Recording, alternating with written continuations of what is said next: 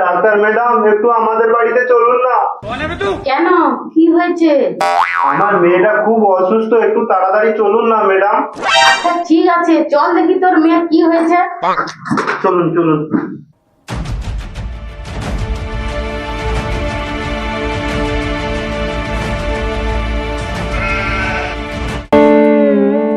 আসুন ম্যাডাম আসুন, দেখুন না কি হয়েছে।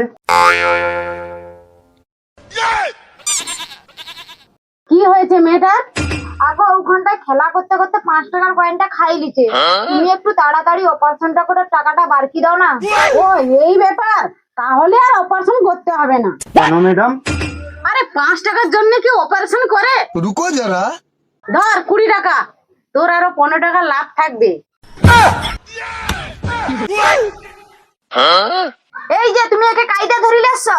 ও ম্যাডাম, তোমাকে আর আমার মেয়ের চিকিৎসা করতে হবে নি, তোমার টাকা তুমি ধরো আর ব্যাগ ধরো, যাও এবার।